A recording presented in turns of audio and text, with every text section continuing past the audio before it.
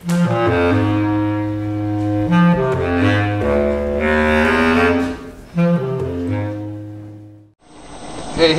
Tim Price here for TimPriceJazz.com. Website for all your saxophonistic needs. Cliches, licks, history, everything you need. Skype lessons, lessons in New York or Pennsylvania. Clinics, workshops. Today we're going to talk about listen to what the music does, not what it doesn't do. The point of that is to actually sit down and enjoy something. Sometimes you have to take the judge out of it. To listen to something for what it is, where it's coming from is the most important. From there, it's purely a personal taste, and all music is subject to that.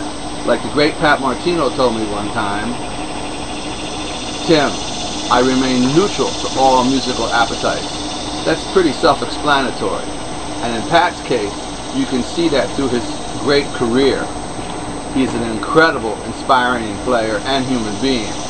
My point here is to not only take some saxophonist minds into some areas that they might not be thinking about, but also thinking about, in the course of playing the horn and actually making a living playing with the horn and playing in front of people, that sometimes where you start isn't always where you end up, and that can be a great journey.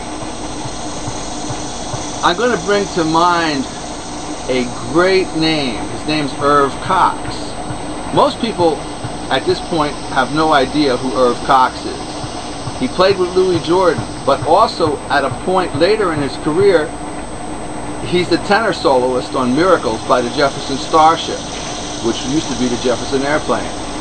To play with Louis Jordan and the Airplane all at once in the same lifetime is a pretty amazing thing. Ditto the same for another player named Garvin Bushell.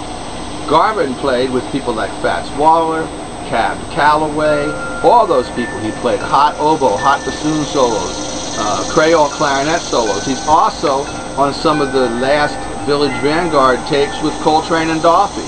He was also a great teacher.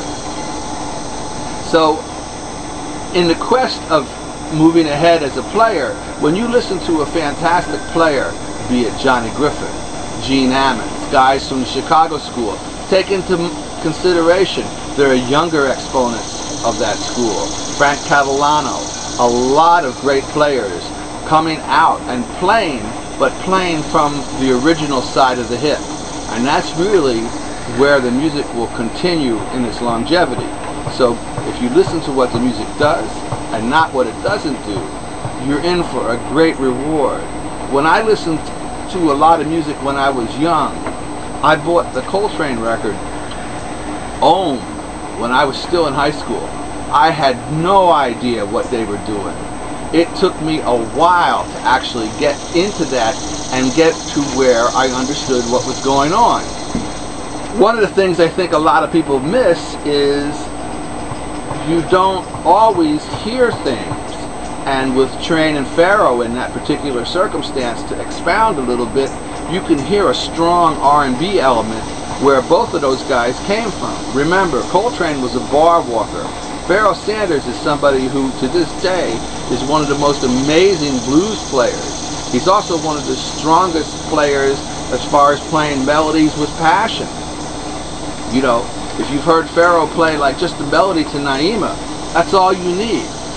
But when I first heard that, Ohm was really over my head. You know, it took me a long time. I listened to Train with Miles, and of course immediately I clicked into that and I loved it. So that was a different journey. Another point that I'm referring to occasionally as we talk here is the R&B element of the saxophone. Not rock and roll, R&B. Listening to great players. Earl Bostic, Louis Jordan, people like that. That's the roots of the horn.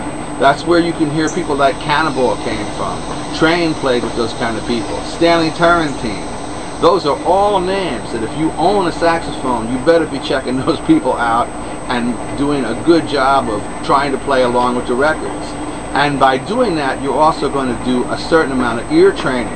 You're going to be learning things. If you wait until you can find a transcription. If you wait until somebody else says it's time to do this, it's too late, man. Jump on it right away. Take an easy Earl Bostic solo and study it. And then see how that relates to your playing. Listen to what it's doing. Don't say, oh man, this is, you know, this isn't as sophisticated as Bird with Strings. That's not the point of it. You know, both things exist for what they are. And that's the point of this lesson that I'm doing here, or lecture, or whatever you want to call it, on YouTube. Listen to what the music does, not what it doesn't do. And on that note, we'll see you next time. Enjoy.